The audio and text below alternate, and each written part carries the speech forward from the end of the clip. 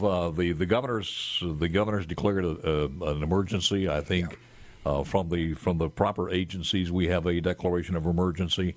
The president late yesterday, and I want to ask you about that one as far as what you know of this. Okay. How does that materialize into help as far as the federal designation? Well, of course, the use of the federal dollars is a critical component because we're really not sure, Paul, what the final dollar number is going to be here. Mm-hmm. I was real pleased with the governor's application for federal funds, and hopefully Congressman Thompson, I know, and Congressman Guest and the two senators, Hyde-Smith and Wicker, will be supporting some relief for Jackson for that. We've been under a boil water notice since, I think, June the 30th, actually, and when it first started, then the state imposed their own boil water notice after they were concerned as to the quality of the water coming out of the systems. And then, as you know, here in the last 24 hours, the governor has declared an emergency, and the health department and other state agencies, MEMA, have gone into the water plant to determine exactly what the problems are. You've talked to a lot of people, and I'm having your volume is a little bit low there. I'm sorry. I'll That's kick okay. it up. There we go. On Monday of this week, you had Hillman Frazier, John Horn, Walter Michel, Representative Norwood, David Blunt, Senator Blunt, all of these folks, and I said Norwood and also David Blunt. There you go, urging the governor to call a special session. Mm-hmm. Have you had talks with the governor about this, or is there any update on that at all? And why would you call one if you don't have a plan in order yet? Well, good. Well, let's take them into order. The first question is, yes, I've been meeting with the governor for the last week or so before this emergency, outlining options that I thought, and I think I've been pretty clear in that. I believe that this is going to take not only a city solution, but a state solution and a federal solution for us to get there. So we were discussing those with the governor about what those possibly could be. Governor and the speaker met with both of them, and then we had this latest flood that accelerated matters. To your second point, you're correct. I usually don't find myself in agreement with Congressman Thompson very much, but he was quite clear that we don't have a plan, and we've not had a plan at all, and so we don't have a plan today. So the question then becomes, Paul, who's going to do the plan? Is the city of Jackson going to propose one? They have not done so far as of this morning. Or should we have some other entity, either a state entity, step up? You may be familiar. I don't know if your readers are, but we catch up with this stuff. But on August the 15th, the EPA issued to the city of Jackson a distribution assessment. And in there, they outline a number of different things that were wrong with the system. That's about 2 weeks ago. That it was issued. We just got a hold of it here this last week or so and started going through what those issues are and trying to determine exactly what would be done. Mm-hmm. In my own opinion, the governor's action is exactly right, and I fully support what he's done, first of all. Second of all, Paul, this is the first steps here. We don't have a plan. It's like the old saying, the first thing to do is stop the bleeding, and we have personal and economic bleeding going on here in Mississippi and Jackson in this area.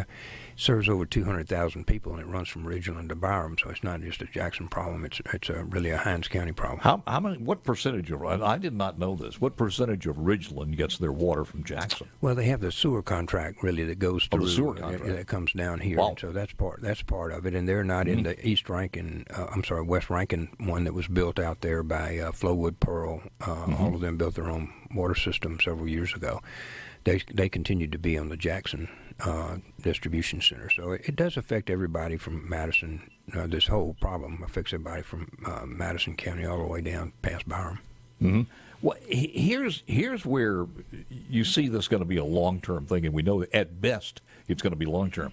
But I was just, Governor, looking at this, that if the emergency status from the president is basically 90 days. At the end of 90 days, it's over. I'm not sure if they could extend it or not, possibility. But you got 90 days to make a plan to get something done. Mm-hmm. Then you got 75% federal funds, 25% local funds or state funds, and where those are going to come from.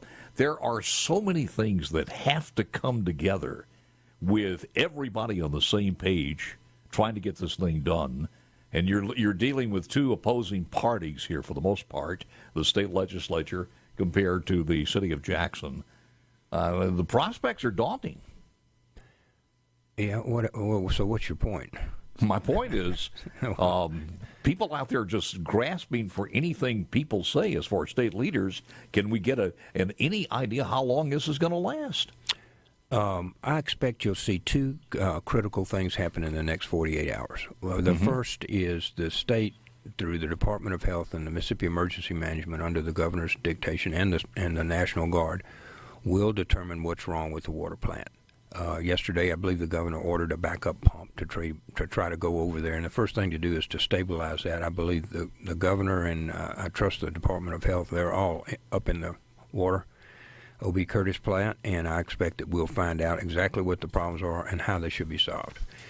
The second that pump, by the way, and we got plenty of time to do this, but that pump, by the way, is, from my understanding, 2 million. It pumps about 2 million gallons a day, an hour, or whatever. It's a little bit more than that, I believe. Is it a little bit more? Yeah, than but that? the total was is it about 4? It might have been 4. I think it's 4, and the total is about 50. 50. We need 50 million gallons of water. That's correct. To keep the pressure up and whatnot. So it has to be pumping through 50 million gallons, and right now it's down to what, 13, 16, 20, well, or no, what? I don't know that. That's what I'm saying, Paul. I don't want to make this worse than it is. The state of Mississippi did not have access for whatever reason, and I'm not going to get into that plant until yesterday. So I would tell you in the next 48 hours, our best employees we have in the state of Mississippi are in there determining what we have to do. And as part of that, the governor has taken emergency action to bring another pump in. Now, what the status of the current pumps in, I don't know, and I'm not going to speculate. Other than we know that there has been a failure of the system, and a boil water notice is in effect. Our citizens are in danger. They are spending an inordinate amount of time trying to find water. Our businesses are struggling economically, some closing. Our schools are closing. Our universities are postponing. All of that we do know. We don't know how good the pumps are, but we'll know that, I think, under the governor's leadership in the next 48 hours. And there's another deadline I want to talk about here when we get through at this part. We don't have the facts yet, and there's no use of speculation. We'll get hard numbers here very shortly. I hope to speak to the governor this morning about it. When you start looking at the fact that this mayor, and he said some things about basically there was not an oversight, no overview of what was going on at the plant itself, I think the buck stops at his desk. They didn't have the necessary employees there. They didn't have the number of employees they need. The ones they had may or may not have been trained. All of these things have been going on for a long time. I went back in the archives, and Jerry Mitchell had an article January of this year. The number one thing the city of Jackson needs to do is solve its water crisis. Hire the right experts to develop a first-class plan so the city can get all the funding it needs to repair its crumbling system, said Ringyo Song, a water quality and treatment expert who works as an advisor to the Louisville, Kentucky city water system. You have to be ready to pull the trigger, he said. The city can't just say, well, we need this much money to help. I think it's the same thing that Benny Thompson said. We'll go into more of this coming up next. I see. So we march on from there is in so many different moving parts. I'll let you just give your analysis of this and where we go from here. I appreciate that, Paul. I'm going to be careful about how we say this. I think, I think I'm saddened and sickened by watching the news. And just be frank about it. I think I share a lot of the feelings of people that live in my city. This catastrophe that we're experiencing here shouldn't have occurred, and it's harming our citizens and our babies and our businesses and our future and everything else. So I think all of us that are residents here in Jackson are sickened and saddened. I'll put it that way. So having said that, where do we go from here? And I usually try to be pretty methodical about this. The first thing, of course, I think is that what the governor's doing is to get our water system back working again. And we basically are up in the middle of that right now with the Department of Health, Mississippi Emergency Management, and National Guard. We've devoted a huge amount of intellectual and physical assets to getting that right, and we will get that right. Now, as soon as he completes that, and even before that, in the last weeks, we have been working on what the next step will be. And the next step is to determine a plan. I think Congressman Thompson, as I said, is right about that. So we will come up with a plan. Either the city will come up with one or the state will come up with one. And when we come up with that plan, it will include the amount of money needed. Then we will implement the plan. Now, it'll either be implemented by the city or the state or the federal or a combination of all three. That will be determined, I think, shortly. If the governor decides that this is something we're prepared to move on before January, he will call a special session, and we will address it in that special session. If we're not able to get a plan together in a time frame that would make it appropriate for the legislature to be in session, we will address it in January. Once that plan is determined and how we're going to get it paid for, we intend to implement it at the fastest possible moment. We don't have an overview right now. This is just a complete review of where the problems are. There are some people who say that plan is only about 20 years old. It's not all antiquated. There are some things that could be done to that plan. Do we have any idea where we are? I mean, before you can fix a problem, you got to know what the problem is. That's correct. And I understand and that's why we have MEMA and National Guard and Department of Health standing. But are they equipped to do this, Governor? I mean, yes, are they? Yes, they are. Our Department of Health regulates all water in Mississippi, and I don't want to conflate two different things.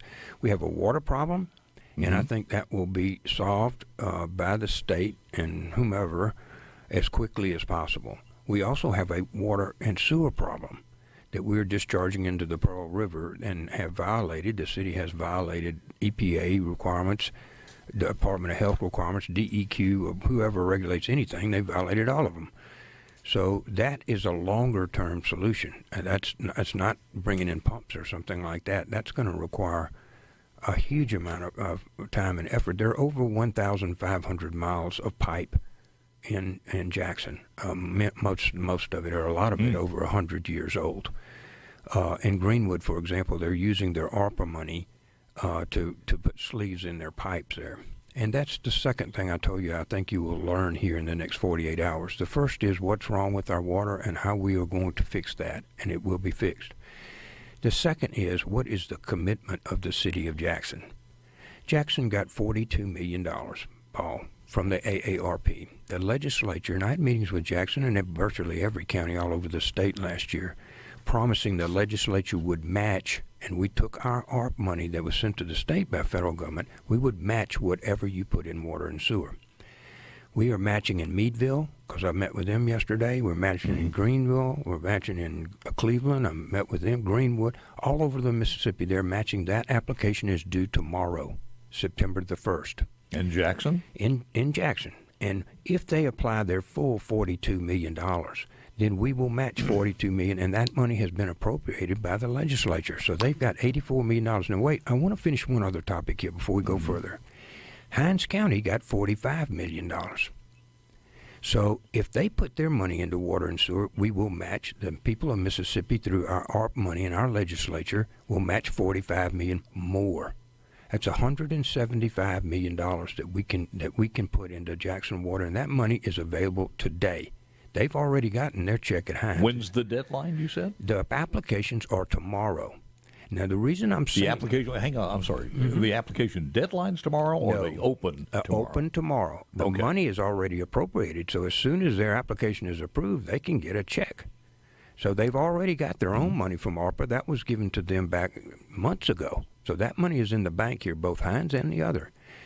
It had come to me that possibly they weren't going to do that they weren't going to use their own money. When you say they, you're not talking about Hinds County supervisors, you're talking about the city council and the mayor. Both. So when I last Friday, I wrote letters to every supervisor, the mayor. I wrote letters to the city council, imploring them to please apply, use the money that was given to them free from the federal government, and which will be matched by the state, a total of which, if you add all of that stuff up, is $174 million that's available today to get started. Now, I don't know that that's going to be enough, but it's not like we're going to have to wait on something. We have appropriated that money, and on September the 1st, if they don't apply for that money, then I really don't know what the plan is for them. Yeah. What happens if the clock keeps ticking and two things? They do not put out a plan, and you're forced to make a decision begging them to put out a plan because you can't go any further. Even Benny Thompson, as you said that to get its money from Washington. Or the mayor, who apparently has the wherewithal to do this legally, takes that $42 million, requests your money or the state's money, and then cuts a deal with a private entity and signs a contract, much like he did with the garbage. Well, the actual, that's in litigation, as you know. And, I know. And the garbage hadn't gotten paid yet. So I don't know what that would, I don't know how that would work. I hope the city council and the mayor would come together, make their application for the matching $42 million, start with $84 million. I don't think O.B. Curtis is going to cost as much as that. Start on a long-term plan with that money and ask us to supplement it. And I hope Hinds County will support, where most of its citizens live, will support the utilization of their $45 million.